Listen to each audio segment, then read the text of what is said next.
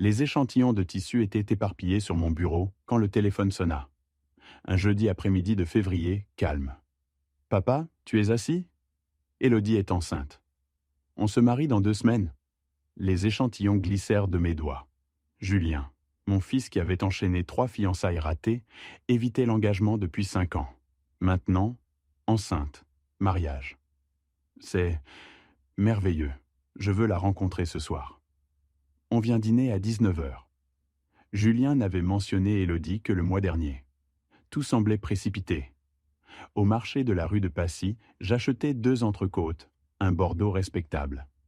À la maison, je dressais la table avec la porcelaine de Marie. Ils arrivèrent à 19h précise. Elle était frappante, cheveux noirs en queue de cheval élégante, robe de créateur, sourire figé. « René, Julien parle constamment de vous. Quelle charmante maison !» Son attention se verrouilla immédiatement sur le buffet ancien. « Ce sont des antiquités ?» Elle sortit son téléphone et photographiait avant que je puisse répondre. Le dîner commença agréablement, mais Élodie domina avec précision chirurgicale. 4 magasins. Ça doit générer des revenus significatifs. Quel est le chiffre d'affaires annuel? Ça varie. L'économie affecte les ventes. Mais vous devez bien gagner. Ce quartier, la maison, l'entreprise. Vous avez construit quelque chose de substantiel. Elle sirota son vin. Nous avons traversé le 16e hier. C'est là que je nous imagine élever une famille. Important pour les enfants, non? Julien se concentra sur son assiette. Le 16e est cher. Bien sûr, mais on ne peut pas mettre un prix sur l'avenir d'un petit enfant. Nous réfléchissons à notre situation de logement. Mon appartement actuel est impossible. Le sourire d'Élodie s'élargit. Julien me dit que vous êtes très généreux avec la famille. Chaque instinct aiguisé en 40 ans de business tirait la sonnette d'alarme. Elle établissait des besoins, testait des réponses, calculait. Quand ils partirent vers 22h30, Élodie murmura « Merci d'être si compréhensif. Julien parle tout le temps de votre générosité. » Je restais sur le seuil, regardant leur feu arrière disparaître. Mon instinct hurlait. Quelque chose dans ses yeux quand elle regardait ma maison. Elle ne voyait pas une maison de famille. Elle faisait des calculs. Le vendredi matin, après 3 heures de sommeil fracturé, j'ouvris LinkedIn. Élodie Simon Paris. Son profil semblait légitime. Directrice d'un spa de luxe, événement caritatif. Je creusai plus profondément. Des motifs émergèrent. Dîner au Pré-Catelan avec mon généreux petit ami. Photos avec différents hommes.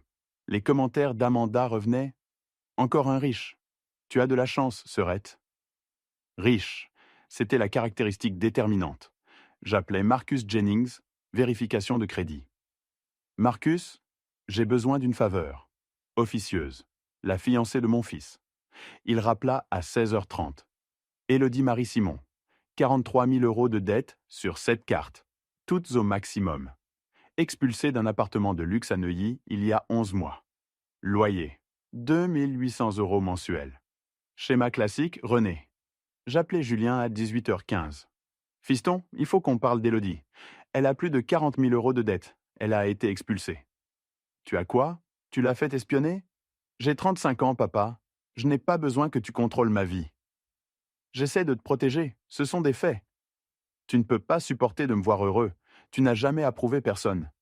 Sa voix se brisa. Ne me rappelle plus. La ligne coupa. Une semaine de silence. 8 messages vocaux. Aucun retour. Marcus rappela mercredi. Julien a vidé son compte épargne. 47 000 € pour le mariage, plus un prêt de 35 000 € à 18% d'intérêt.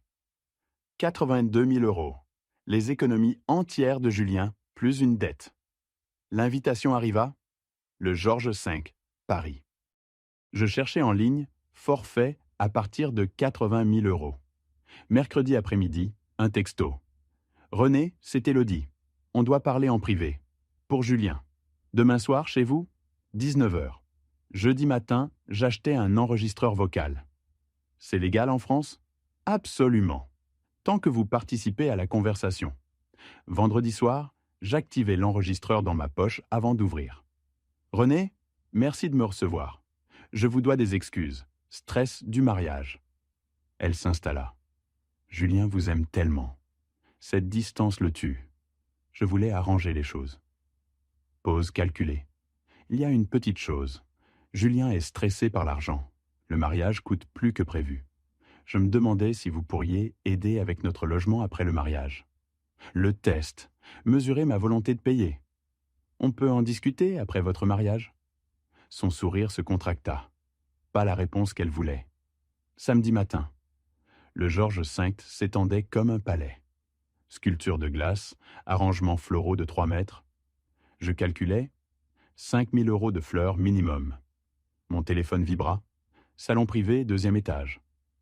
11 heures. Seul. À 11 heures, j'activai l'enregistreur. Le voyant rouge cligna. Élodie entra à 11h03. Robe de mariée stupéfiante, maquillage impeccable. Elle ressemblait à une princesse, mais ses yeux étaient de froid calcul. « René, merci d'être venu tôt. Julien souhaiterait que vous ne vous disputiez pas. Je veux qu'il soit heureux. Alors parlons de comment rendre ça possible. Définitivement. » Son ton devint professionnel. « René, soyons pratiques. Julien et moi avons besoin d'une maison, le 16e. Au moins 850 000 €. Élodie, c'est une somme significative. Je suis enceinte. Vous êtes grand-père maintenant. Je peux aider avec un acompte. 15, peut-être 20%. Sa voix devint glaciale. Voici ce qui va se passer. Vous allez nous acheter cette maison. Paiement intégral. 7 semaines. Et si je refuse ? Son sourire était tranchant. Alors je dis à tout le monde que je suis enceinte de votre enfant. Qui croiront-ils ? Un homme de 63 ans ou une femme enceinte de 32 ans en robe de mariée ? Je leur dirai que vous avez essayé de me séduire, que vous m'envoyez des messages inappropriés. Julien ne vous parlera plus jamais. Votre réputation détruite. Magnate du meuble harcèle la fiancée enceinte de son fils. Première page. Pause. Où vous achetez une maison et tout le monde est content. 60 secondes. Le silence s'étira. Puis je parlais. Calme. Élodie, tu viens de faire la plus grosse erreur de ta vie. Je sortis l'enregistreur. Le voyant rouge clignotait. Son visage devint blanc. Qu'est-ce que c'est ? Chaque mot depuis que tu es entré. Donnez-moi ça, c'est illégal. La France autorise l'enregistrement si vous participez. Complètement légal. J'ouvris la porte, descendis vers la salle. Ces cris me suivirent. René, attendez ! Je marchai droit vers le technicien son. Connectez ça. Jouez-le maintenant. L'enregistrement commença. La voix d'Élodie remplit la salle. René, soyons pratiques. Julien et moi avons besoin d'une maison. 200 personnes figées dans un silence horrifié. L'enregistrement continua. Menaces de grossesse, accusations de séduction, chantage. Chaque mot avec clarté parfaite. Julien se tenait paralysé. Confusion, incrédulité, horreur. Quand l'enregistrement se termina, le silence recouvrit la salle. « Dis-moi qu'il a truqué ça », murmura Julien. Élodie ouvrit la bouche. Aucun mensonge convaincant n'émergea. Le mariage était terminé avant d'avoir commencé. Élodie brisa le silence, hystérique. « Il a édité ça. Il a manipulé l'audio. » Julien se tourna vers moi. « Papa, dis-moi que tu l'as truqué. » Chaque mot est réel, non édité. Je peux fournir le fichier original, les métadonnées. Son visage se durcit. Une invitée chuchota. Cette femme le faisait chanter. Julien se dirigea vers Élodie qui pleurait. Performance de victime parfaite. Julien, il essaie de nous détruire. Fiston, écoute ce qu'elle a dit. Elle a exigé 850 000 €. La voix de Julien se brisa. Tu as toujours fait ça. Trouver des problèmes avec chacune. Tu ne peux pas supporter de me voir heureux. Tu l'as piégé. Tu es jaloux parce que tu es seul depuis que maman est morte. Comment argumenter avec quelqu'un qui a choisi son illusion ? Julien prit la main d'Élodie. On part. Ne me contacte jamais. Élodie me jeta un regard. Calcul mêlé de triomphe. Elle avait gardé son prix. La salle se vida. Je rentrai dans le brouillard. Ma maison énorme et vide. Dimanche matin, un texto. Je ne suis plus ton fils. Élodie et moi allons de l'avant. Tu es mort pour moi. Lundi, je rencontrai Richard Clark, avocat. Il écouta l'enregistrement 2 fois. L'enregistrement est légal, mais elle peut vous poursuivre. Détresse émotionnelle, diffamation. Rendre votre vie coûteuse, donc elle s'en tire. Pas nécessairement. Vous devez construire un motif. Montrer que ce n'est pas isolé. Il glissa une carte. Détective privé. Si elle a fait ça avant, ces hommes pourraient te parler. Il ajouta doucement. René, votre fils pourrait ne pas revenir. Pas bientôt. Peut-être jamais. Pause. Une dernière chose. J'ai fait vérifier les dossiers hospitaliers. Élodie n'a pas vu de gynécologue depuis 2 ans. Elle n'est pas enceinte. Aucune preuve médicale. Pas de rendez-vous. 3 dossiers Manila sur mon bureau. Le rapport du détective sur le passé d'Élodie. Robert Moreau, 45 ans. Payé 75 000 €. Elle a menacé de m'accuser d'agression. J'ai payé pour qu'elle disparaisse. Michel Laurent, 51 ans. 50 000 €. Même schéma. Grossesse soudaine. Fausse couche 2 semaines après paiement. David Chen, 48 ans. 30 000 €. 3 hommes en 5 ans. 155 000 €, extraits par menace. Mercredi après-midi, mon assistante m'annonça une visiteuse. Une femme, début soixantaine, cheveux gris, visage fatigué mais gentil. Les pommettes d'Élodie, aucune de sa dureté.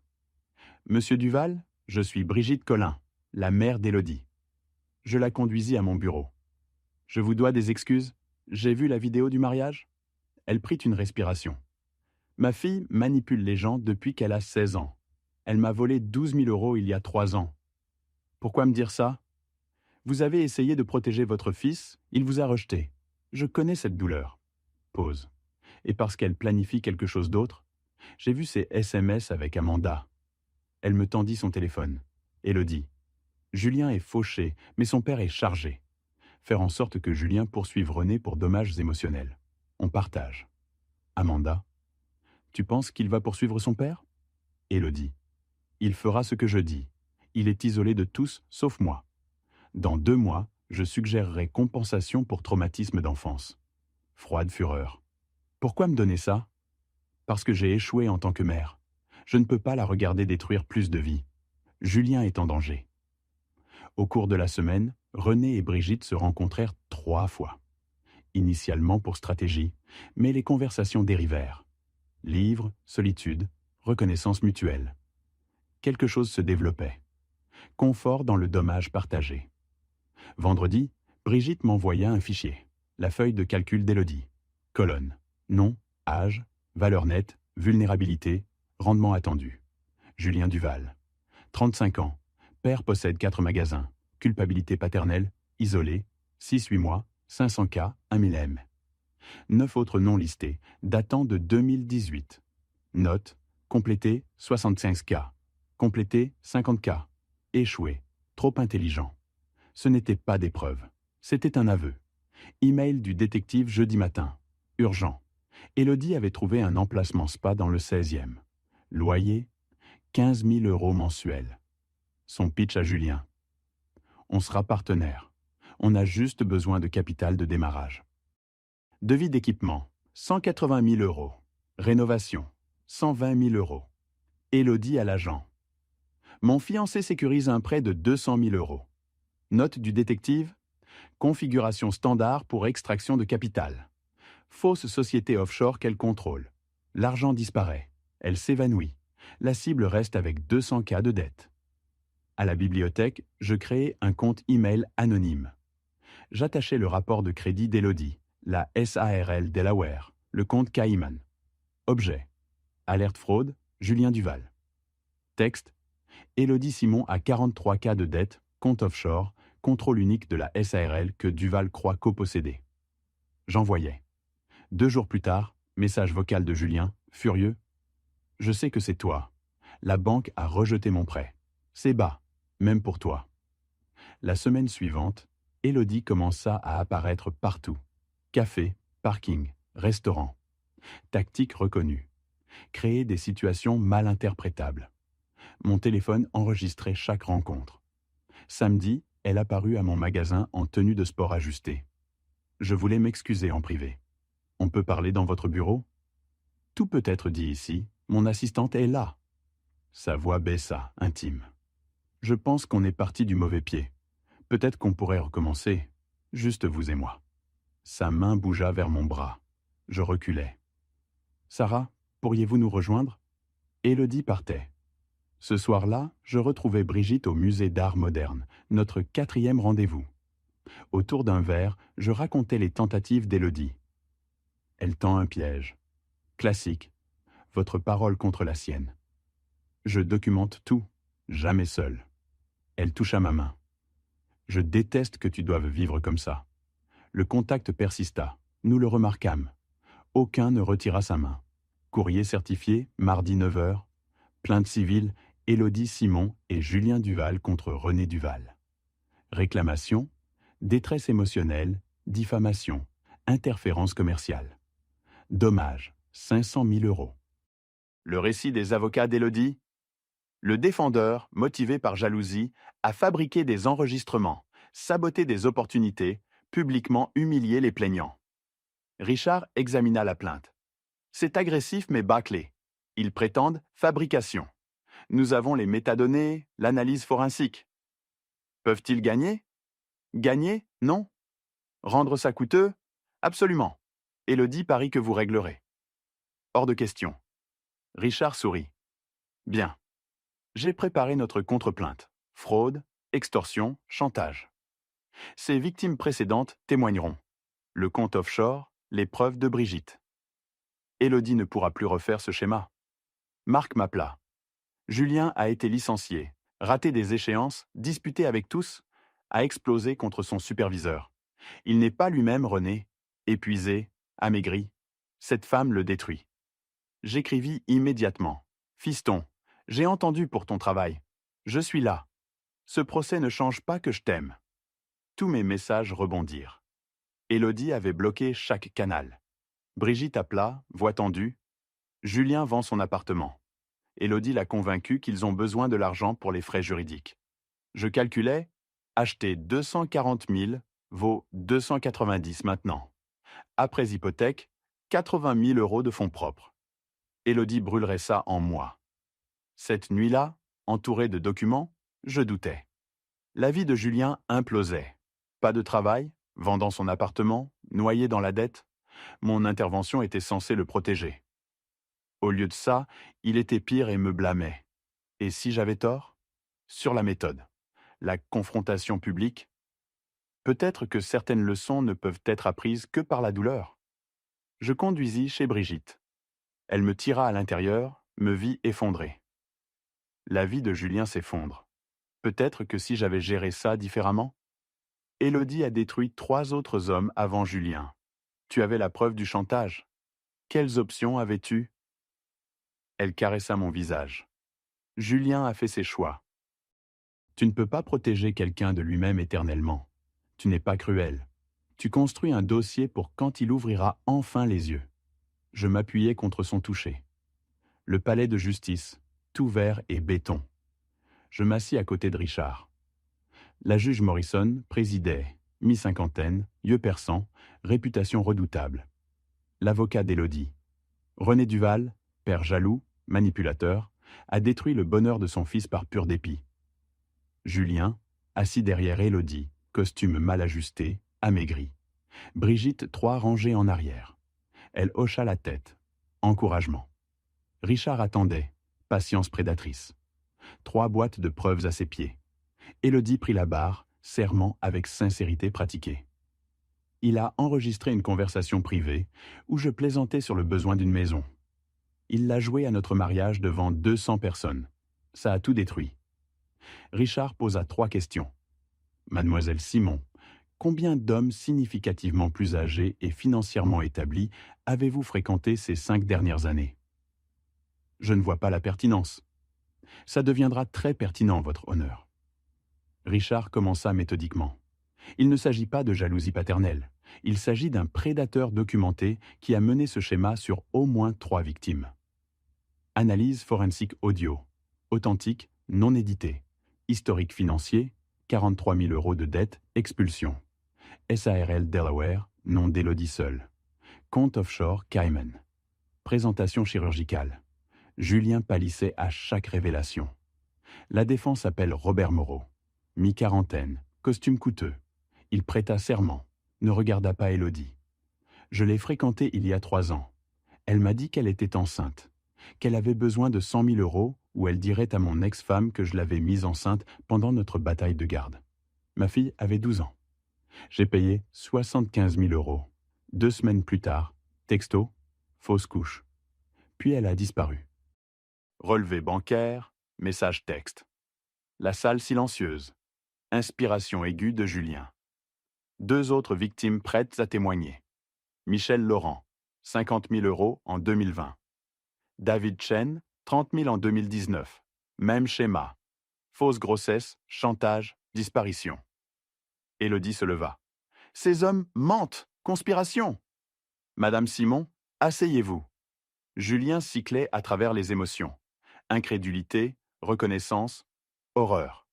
La juge Morrison ne délibéra pas longtemps. J'en ai assez entendu. Cette poursuite fait partie d'un schéma continu de fraude et d'extorsion. Elle regarda Élodie. L'enregistrement était légal. Les preuves suggèrent que vous avez tenté de le faire chanter. Vos réclamations sont sans fondement. Le marteau tomba. Plainte rejetée avec préjudice. Madame Simon, vous êtes condamnée à 47 000 euros de frais juridiques. Le visage d'Élodie devint blanc. Je réfère cette affaire au procureur pour enquête sur fraude et extorsion. Cour ajournée. Le craque du marteau résonna comme un coup de feu. Je sortis du palais de justice dans la chaleur de fin d'après-midi. Richard était triomphant. Brigitte apparut, me serra brièvement. Propriété en public, mais soulagement dans ses yeux.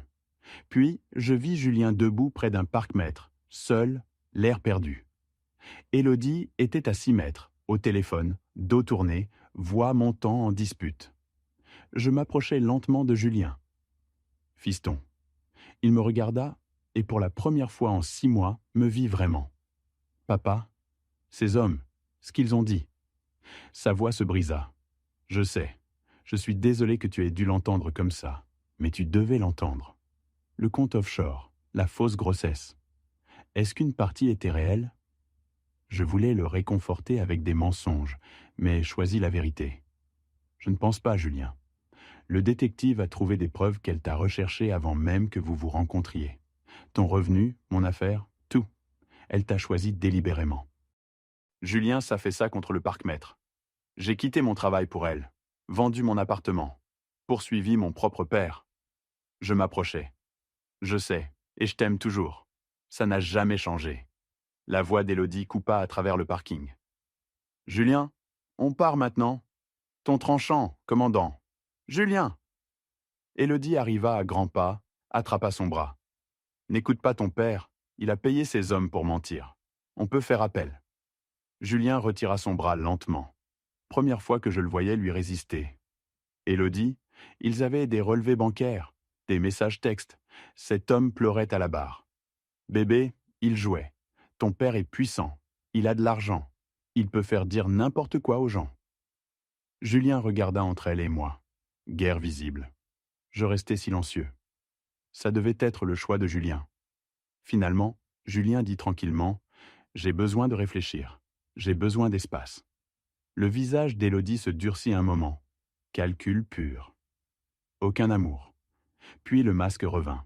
« Bien sûr, bébé. Rentrons à la maison et parlons. Juste nous deux. » Julien marcha vers la voiture d'Élodie, mouvement mécanique. Je les regardais partir. La main de Brigitte trouva la mienne. Richard s'approcha. Il vacille. Donne-lui du temps. 4 jours plus tard, le détective m'appela. Élodie communique avec Brian Miller, l'ancien partenaire commercial de Julien. Il planifie de falsifier des documents prétendant que tu as détourné de l'argent. Ils se rencontrent demain soir pour finaliser les faux. Je coordonnais avec le gérant du restaurant. J'ai besoin d'une table privée avec ligne de vue claire sur la table 14. J'envoyais un texto à Julien d'un nouveau numéro. « Julien, c'est papa. Ne supprime pas. J'ai besoin de te parler.